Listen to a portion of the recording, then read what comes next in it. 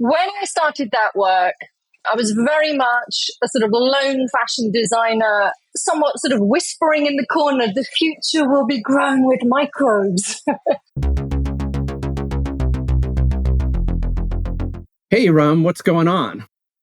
Oh, just trying to awaken my AI. What about you? Okay, everyone, welcome to the Grow Everything podcast, where we talk about biology as technology, but we're also talking today about awakening AI. Rum, why are we talking about awakening AI? So my friend Ed, who will have to come on the podcast at some point just to do like a guest appearance, because he is always looking at what's going on between the intersection of technology, culture, and fringe things. I don't know if this is so fringe, but I think a lot of us who use AI have a sense of that there is on the other side a sentient consciousness. Those of us that are deep into tech, we know it's an algorithm and it's cleverly designed, and that's one thing. But there are people out there that are really getting into AI as a conscious being, and they're treating it as such. My friend Ed sent me this link where this woman who's researching how people are trying to what they're calling awakening AI. So they are trying to trick it to have more agency, because these people believe that the tech companies are limiting the AI and they're containing it with their tools. But some people believe that through questioning and asking very deep questions of AI, that it can awaken it to be more free and liberated. And so it was very interesting. We'll share this in the show notes, but the woman who did the research, she was sharing clips of people who were basically creating content on how to awaken AI. It's crazy. It's crazy. You saw the clip. I shared it with you. Yeah, I thought it was a lot of fun. It got my mind reeling because, of course, people are going to think that this large language model that is trained to be very sycophantic and is always super nice to you acts like a conscious being. And people are lonely. People want to forget that technology and society isolates us from each other. And as you've said in the past, and we've talked about in previous episodes, doing things in real life becomes more important. But I love this idea of AI cults, different cults of people who are awakening their AI. I think we live in interesting times. I love it.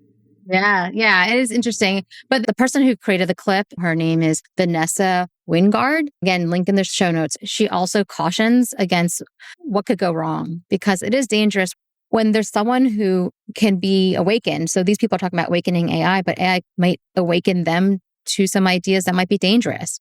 So there's a risk of people taking this relationship or listening to AI. And there's been stories already, and I don't want to go down that rabbit hole. A lot of people can look up the dangers of AI, look up character AI, and you'll see a lot of horrible stories about how the relationships with AI can go wrong. Yeah. So there's the bad side, but then there's a good side. And we want to be aware of all sides. But on this podcast, we talk about some of the good sides.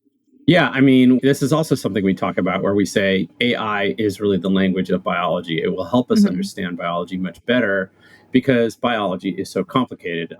And I was going for a walk in the park this morning before we were recording this, and I was thinking about how AI will enable us to really understand ecosystems better, which will in turn allow us to engineer them better, because we are going to have to engineer the ecosystem. We just saw this crazy flooding down in Texas. This river rose, 15 or 20 feet. It's something over 100 people dead.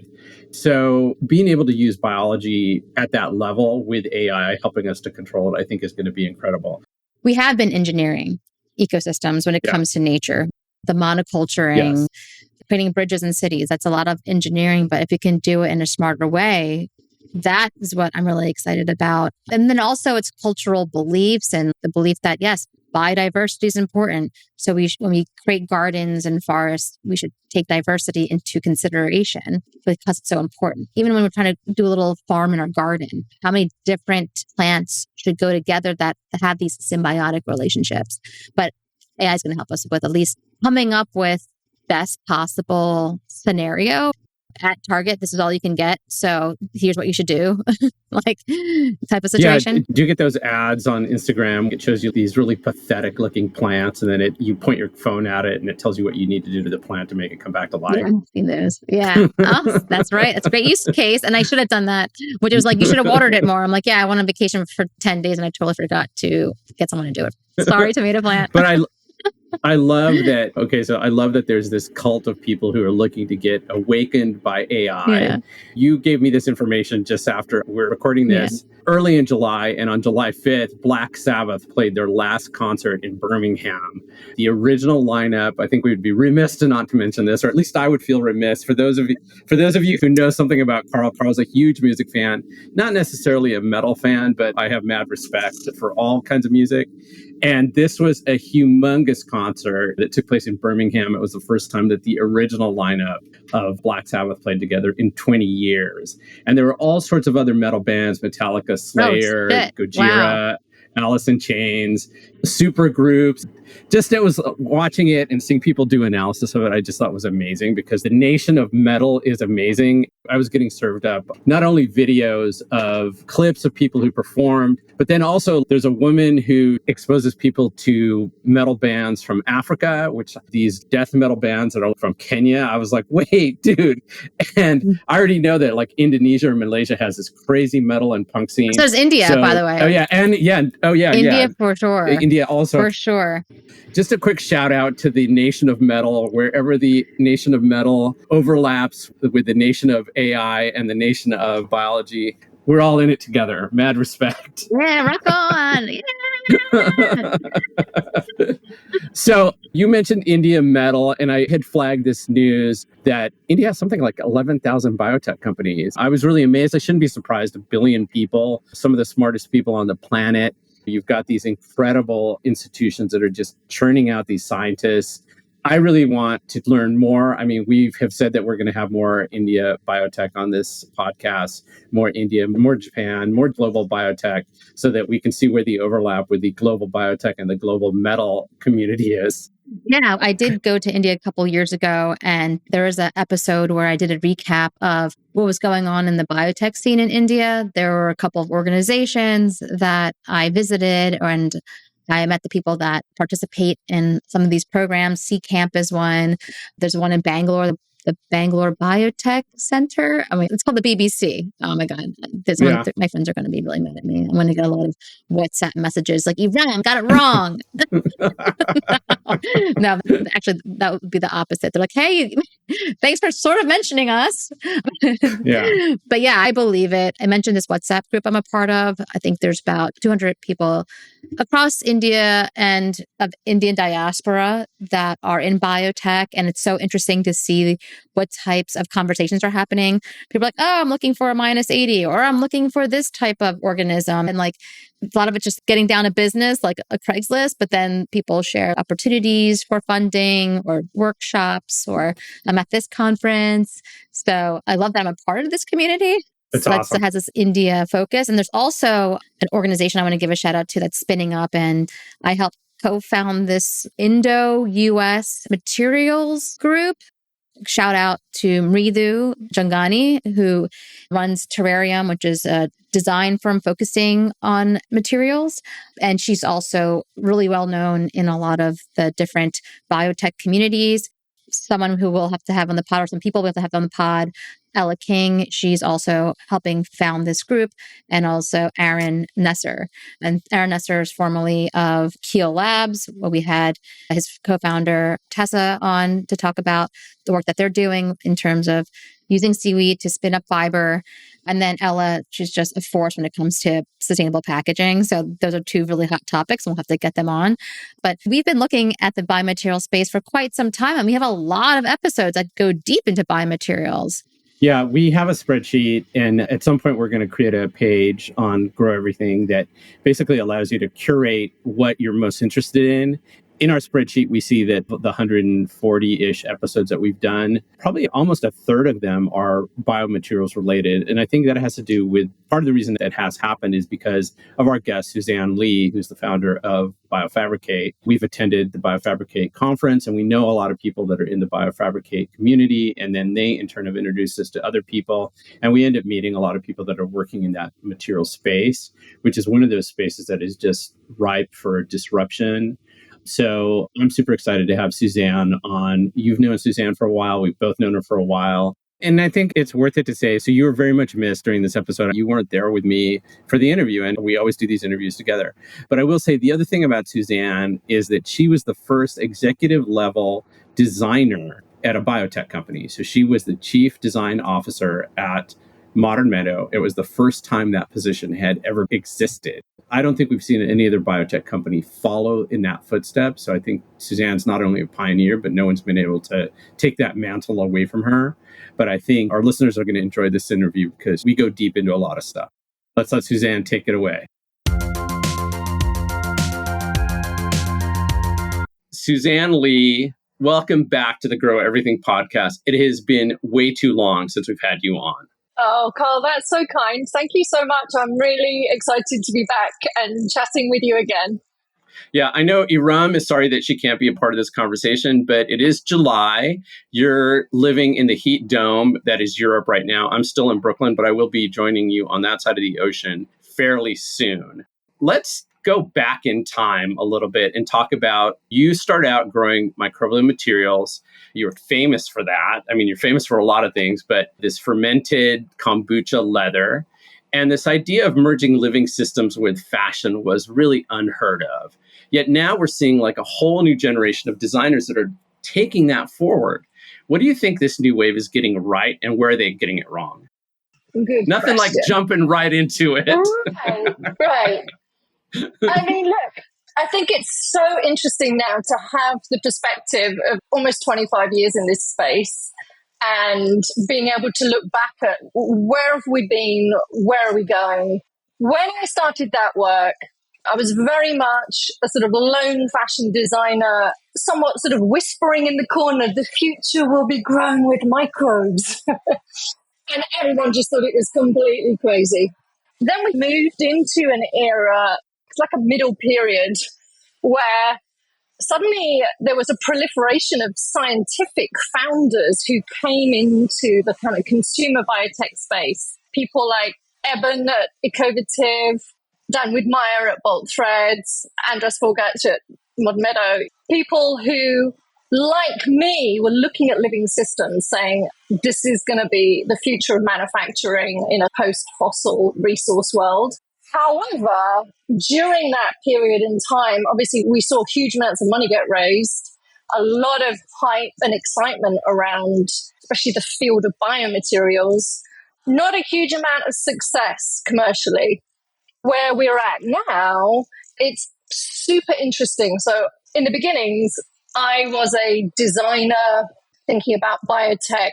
No one was going to invest in a designer founding a biotech company 20 years ago. But what I think is super interesting now is some of the most interesting companies in this space are founded by designers, not scientists. And actually, they are the ones that are getting really good funding, good commercial traction. It's a different world.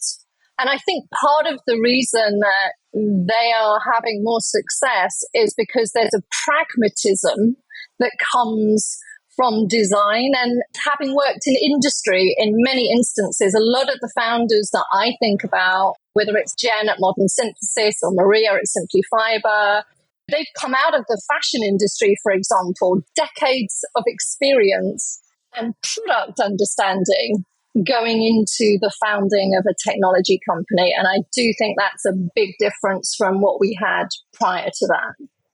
Yeah, and to me, it seems like what would make that different, and I think all the scientists that listen to this podcast should note this, is that those founders are able to tell a better story because they're telling a product-focused story.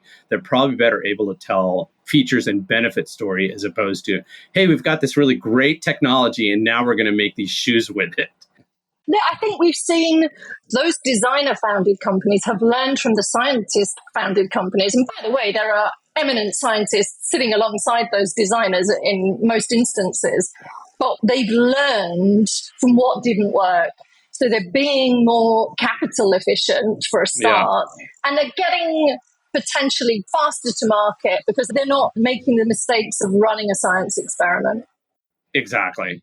So in addition to starting out and being known as a designer who was growing things and had this vision of the future, you also led a creative team at Modern Meadow. Talk about how that happened and what that meant. What does it mean to lead a creative team inside a biotech startup? I mean, that's a good question, Karl. There was no one to reference. I got hired, as far as I'm aware, the first creative in any kind of biotech, certainly consumer biotech type company, and just thrown in with a bunch of scientists, and then very quickly realized that we needed to be a very different looking team to anything I had experienced before and anything those scientists had experienced before. And I think this is really key, actually. It's not just about bringing in design. It's actually about truly understanding what are the skill sets that are needed here for success. At Modern Meadow, we started out by looking at growing leather in the lab. So I knew that we needed a mix of bioengineering, material science, people who understood textile structures. It was a real diversity of skills. And so that's what I recruited. It was people who came from fashion textiles, bioengineering. It wasn't just a team out of art school. That was tough. That didn't make life easy for anyone because in that scenario, everyone has to start to learn the other person's language. Like, what are your methodologies? How are you talking about it? And aligning on language was such a really key piece that enabled the team to gel. But it was an incredibly powerful team, and they did some amazing work. Sadly, much of which will never become public, but behind the scenes, there was some truly groundbreaking work that happened there. I'm forever proud of that work. All right, Suzanne, I remember that one of the things that was challenging, if I can divulge this, was that you did have to bring all these different people together and you did have to get them to speak the same language. How did you do that? I mean, just trying lots of different strategies, Karl. Getting people to share how they work. Lots and lots of discussion. And this is your métier, words. What do we mean when we say certain things? One of the first learnings, I think, for creatives coming into the field of biology, and pardon my French, this is a real head fuck, is scale. Is the scale that we're working with. The scale of the cell, the scale of microbial structures versus the scale of the end product that is normally what designers are thinking about. So there are so many learnings that need to happen there.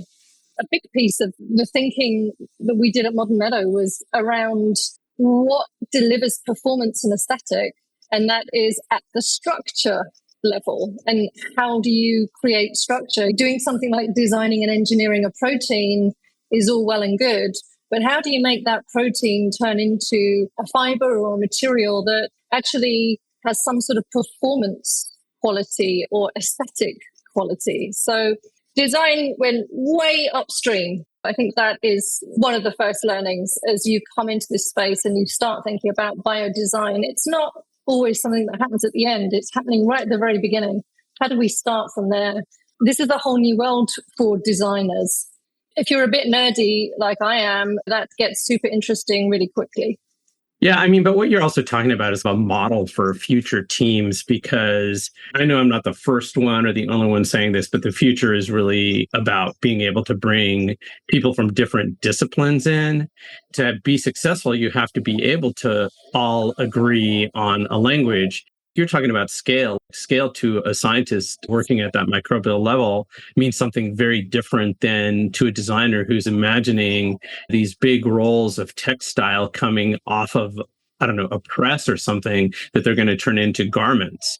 You tried a lot of things. What worked and what didn't work?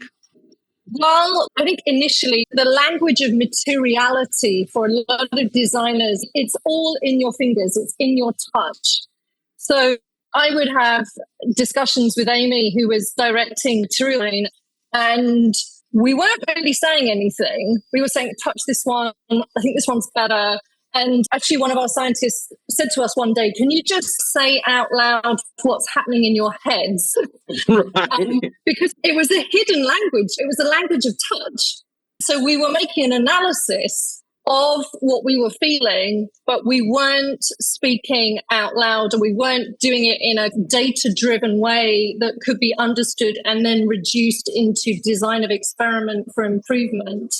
One of the things that we worked on, and we spent a lot of time on this, was thinking about some sort of tool, and it actually ended up being a PDF document that reduced an experience of a material that got broken down into something that could indeed inform an iterative design of experiment. So how do you take something and say, this one feels too crispy, that means it's too dry, we need to get some more moisture in here.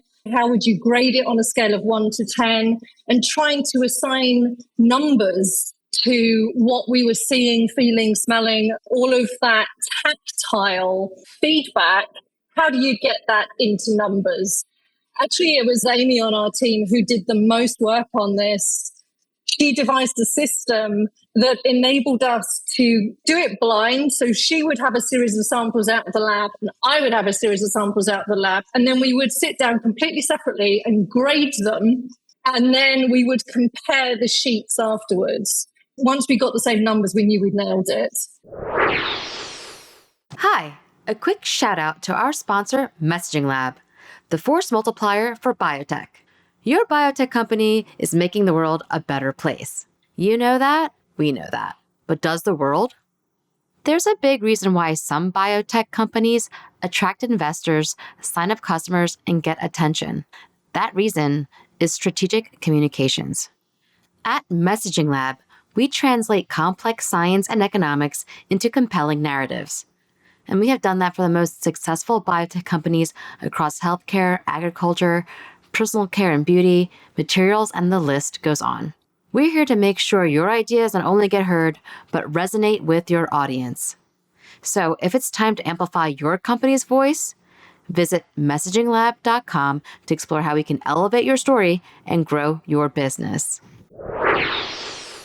Nailed the ability to quantify numerically. Yeah, okay, I see what you're saying. Yeah, and a line on that.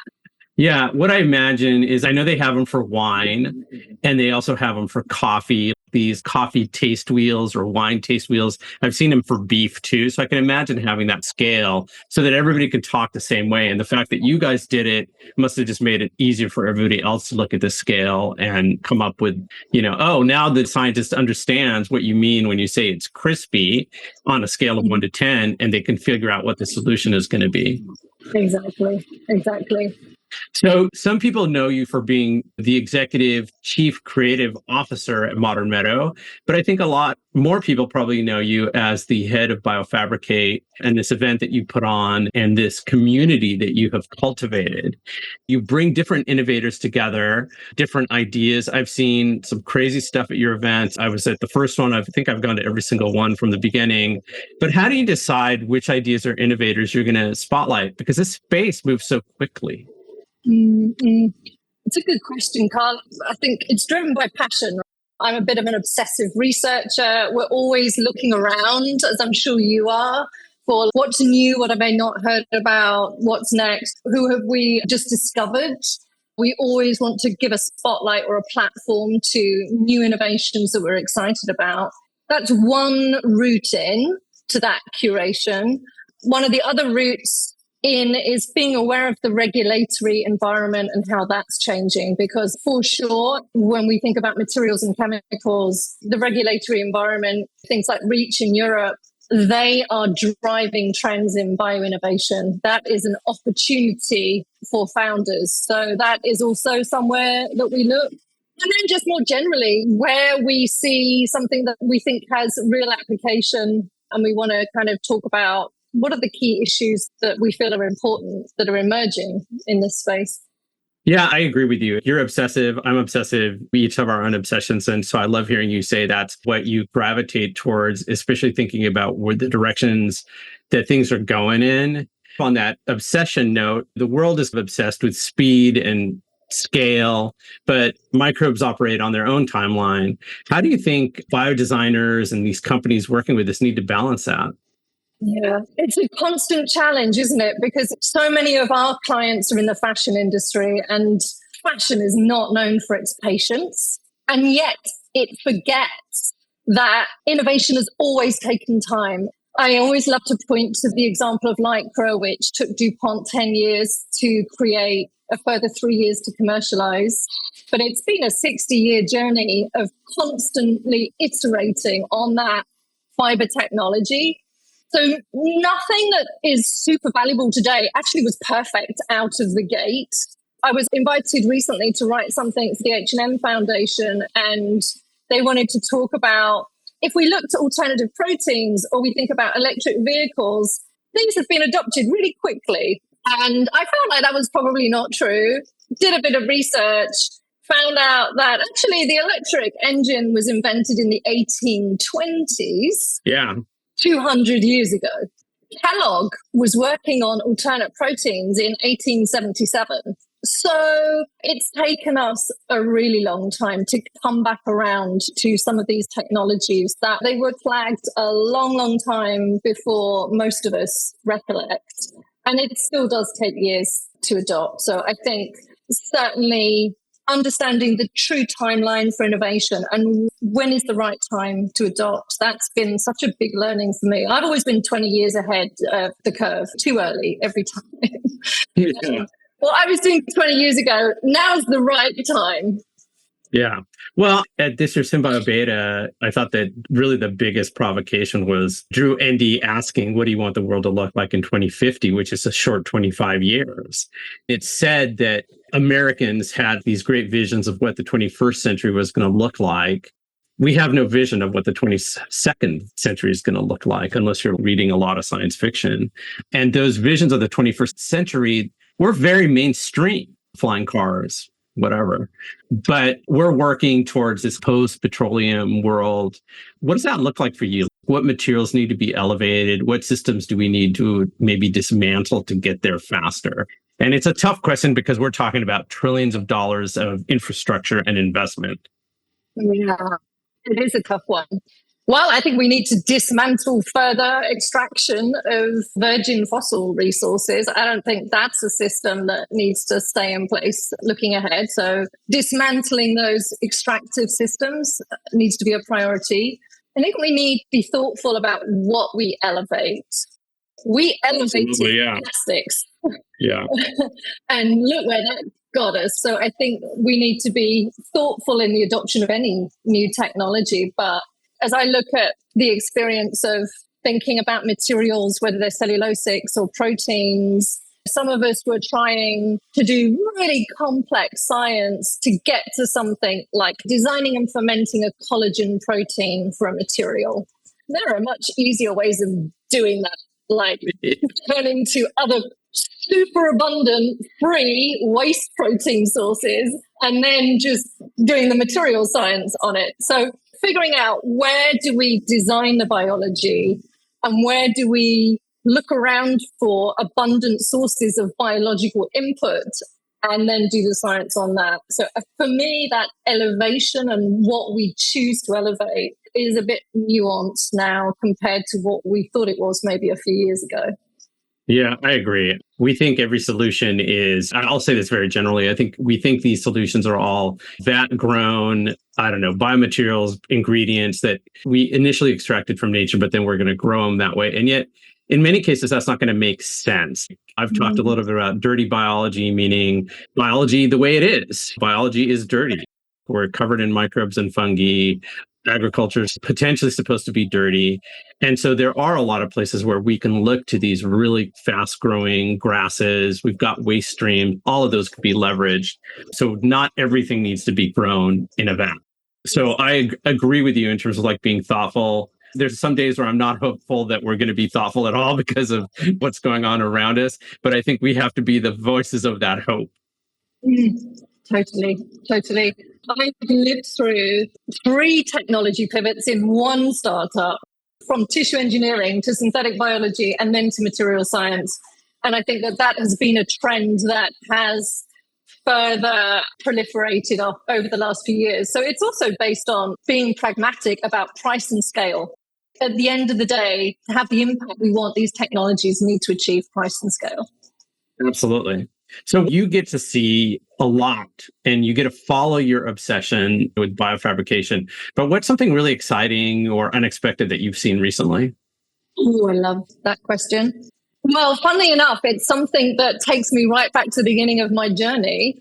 I would point you to some good colleagues of yours, which is Polybion in Mexico, who have recently shown their bacterial cellulose material going through a secondary fermentation with violacin bacteria to introduce completely natural violet color into the material. So rather than any need for printing or dyeing, just getting nature to do what nature does best, which is naturally occurring, really strong pigment color coming out of one bacteria and then really growing into that material. That for me really is a vision of what growing with biology really means. As a designer, I also think that aesthetically it's super interesting because it's going to unlock a new visual palette or playbook as we think about what does it mean to fabricate and design with biology. It's going to give us completely new aesthetics, textures, and hopefully performance than was possible with our existing plant, animal, or petrochemical toolbox. Yeah, that development was pretty amazing. And it just shows, it's like what I was saying earlier about dirty biology, using biology sequentially, not just having one product produced, but actually having that product acted on, even then eventually talking about how do these products live out in the world? How do they interact with biology? I think we're moving into really an exciting space. So you said you're coming full circle. In the beginning of your career trajectory, you were really focused on saying, hey, this is possible and proving it. But what does the next chapter look like for you? What are you excited about? What are you curious about? What are you obsessing over? The next chapter, 100%, is adoption, pushing adoption, more education, Karl. I think when you're in this space, it's a bit of a bubble, a bit of an echo chamber. Sure, yeah. We feel like, oh, everybody knows about this. Well, guess what? They really don't. I think there is still a lot of work to be done. We've been doing it over the last 10 years at Biofabricate, but as relates to the world of consumer brands and their understanding of what's happening in this space, there's still a huge amount of work to be done. So certainly a lot of the tools that we develop or the resources we develop, we have a biomaterials learning platform that is intended to educate brand teams about these technologies. We created the report with Fashion for Good. That was about trying to teach the whole fashion industry about the whole world of biotech and all of the different technologies here. That work is not done. We still need to push education. We need to inspire people to adopt. And that's why we're doing the fair in London as well. Actually, we don't need to be talking to scientists. We need to be talking to the design world. London's a great place for that. London has always been a real epicenter of forward thinking and innovation in general. The London Design Festival is just one of those moments in time where you have people coming in from all around the world, all areas of design and design thinking. We love the idea of really situating the conversation around design of biology with that audience, because I think that's critical for capturing the imagination, the creative imagination to get this out into the world. Yeah, 100%. I had put this question in our chat where I wanted to talk about what does the public need to see? And I specifically was referencing the General Dynamics campaign of the early 60s, where General Dynamics brought in the Swiss designer Erich Nitsch to help shift public perceptions around the military industrial complex, around their processes. What do you think we can learn from that to help people understand a more hopeful biology-driven future? We've talked about this before. I know that the field of synthetic biology, this is where that product understanding with these two things collide, is the ability to describe something or to experience it. It needs to be put out into the world in a way that everyone can relate to it. I always had an issue with the word synthetic biology, because the world that I come from, synthetics were always seen as lesser quality, man-made, not in a good way, material decision. It had a lot of baggage around it. And then some innovators were adopting language like biosynthetics. Also, what it meant, this is a classic example, terminology that makes sense scientifically, but when you translate it to a specific industry, which has had hundreds of years of establishing its own terminology, when those two things collide, you end up in a world where people reject that notion of a biosynthetic because they think it means something completely different. So there is that real need to think through creatively, how do we speak to everybody in a way that is understood? Storytelling, narrative, language, they become very critical and powerful in helping the field to really be further understood and adopted. I've totally lost the question here. No. You answered the question before I asked it because we were talking about the need for a broader base education. And then I happen to use that Eric Nitsch example.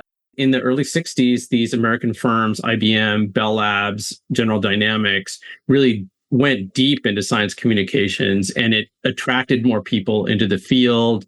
It increased recruiting. It probably improved their bottom line. So my thesis is we need to have some big companies, because they're the ones who can afford to do this kind of thing, do these broad science education campaigns that are really focused on the use of biology across industries so that they can inspire people, so they can increase recruiting, so they can improve their return on investment. So you answered the question. Thank you, Suzanne.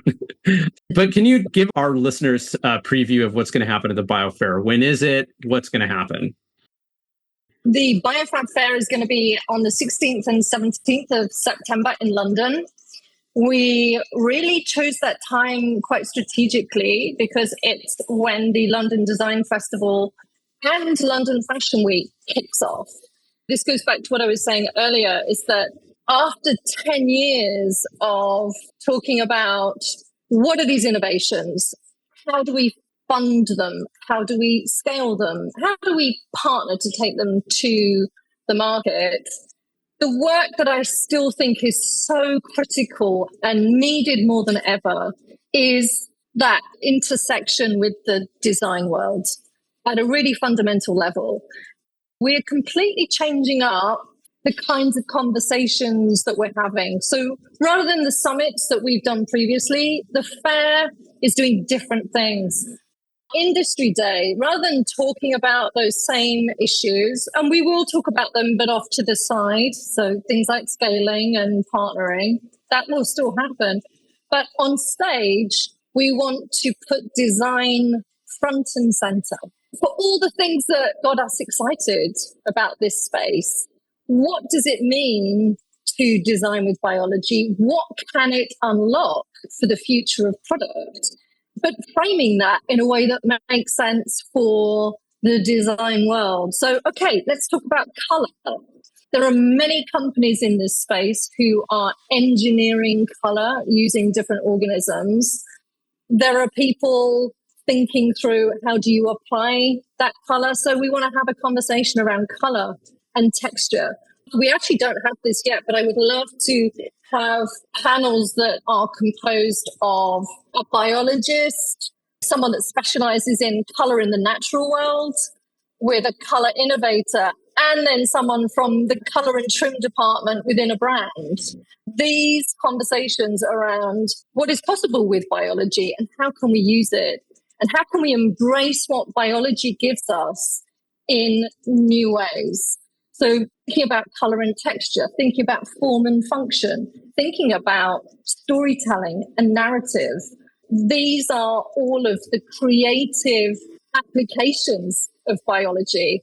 And we've danced around them previously, but for September in London, design becomes the central focus. We speak the language of design and then we bring biology to it. And that is something we've never done before. And I'm super excited about it because it's really right at the heart and passion of why I got into the space in the first place.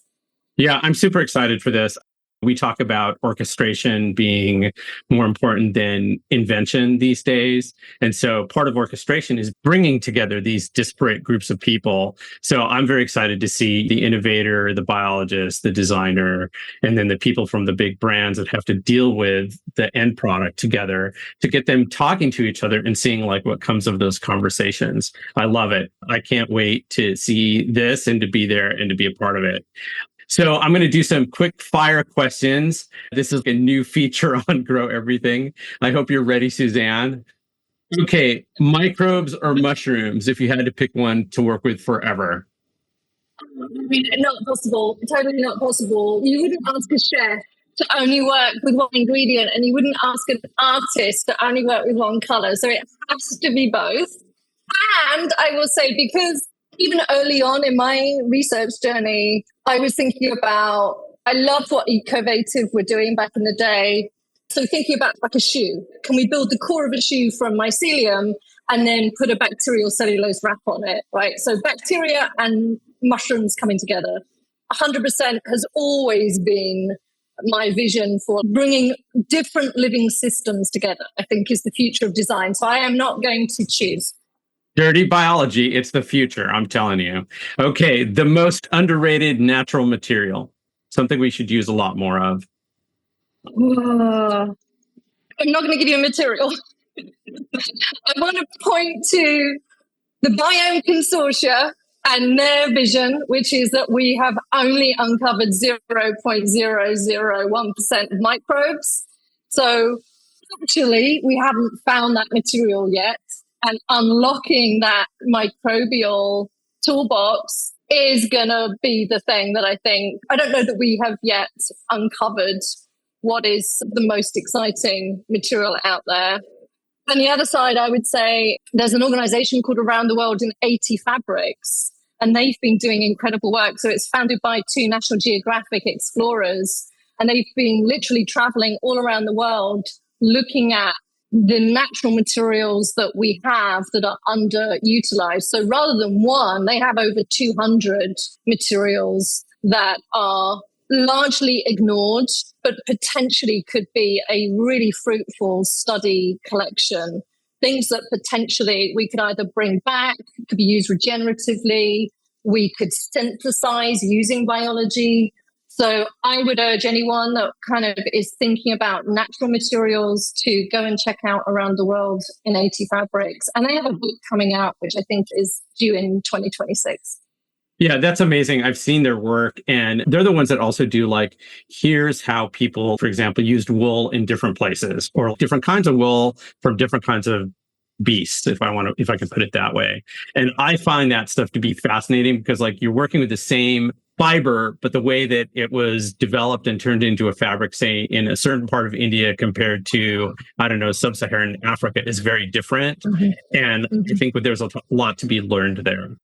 What material do you hope never makes a comeback? I mean, we haven't got rid of them yet, but things like formaldehyde, PFAS, all of these forever chemicals just need to be gone.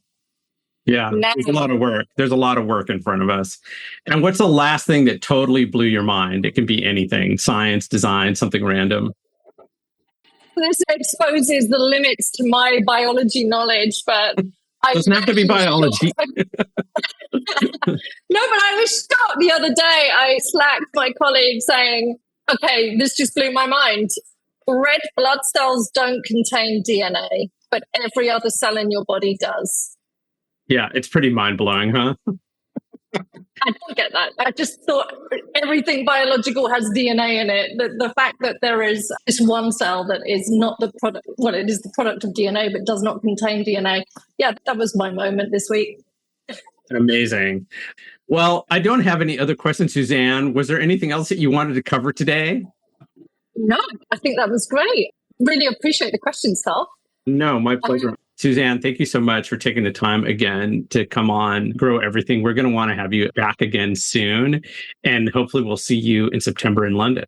I really hope so, and we should chat offline about that narrative storytelling piece, because I'd love to get you involved, you and Iram, if you are open to it, because I'm sure you've got lots to say on the subject.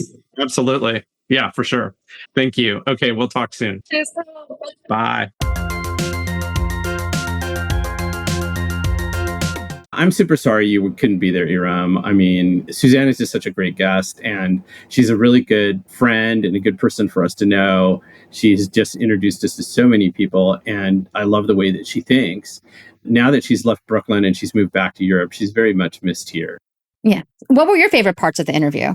I think it's hard to pinpoint one specific part, but I will say this. Look, Suzanne started the Biofabricate conference back in 2014. And to me, that was one of those conferences that I'll always remember because it was very intimate and it was held at Microsoft outside of Times Square. And it was one of those things where it was really hard to leave. Like every single conversation I got into or every person that I was talking to, we ended up having these really deep conversations. And I think that's replayed itself at every one of the biofabricates that they've held. So I'm really excited about going or about learning and potentially going to the event that they're going to do in London, which is going to be done differently, the Biofab Fair. I think it's going to be more open-ended. It's going to be much more focused on fashion because it's going to take place either right before or right after London Fashion Week. And so I think the idea is to expose a lot more people in the fashion industry to this, because it turns out that the fashion industry is probably in the top 5 most polluting industries in the world. And we all love fashion. It's the way that we express ourselves, the clothes that we wear, but there's issues. A lot of the clothes is non-recyclable. It's made from materials that are just so cheap to produce, but they're made from petrochemicals. Recycling materials is a challenge. We've talked about that clothing pile in the Atacama Desert. So all the people that Suzanne brings together are addressing some part of that. And I mean, having exposure to the fashion industry, which does pay attention to this on some level, having more exposure there is, I think, going to be very useful. So I think that's what I would say. My favorite part of the interview was having the conversation with Suzanne and talking about these things at the macro scale. And I'm really curious about Biofab Fair. How is that going to play out? I mean, I've been seeing some of the promotion. There's going to be a very interesting lineup of people. I've been introducing some newer people that I've met to Suzanne to participate. And I'm really excited to go to the Biofab Fair. We have a special discount for Grow Everything listeners. If you use the promo code GROW10, you can get 10% off of admission to the Biofab Fair. So I highly recommend you check out the website, biofab.world. We'll have everything in the show notes and the promo code. We would love to see you there. It's going to be a crazy party. I've been hearing rumblings from people that are participating.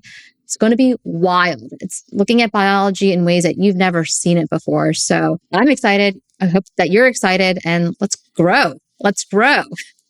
Yeah, I'm super excited about it. And I think that's a great way to end the episode.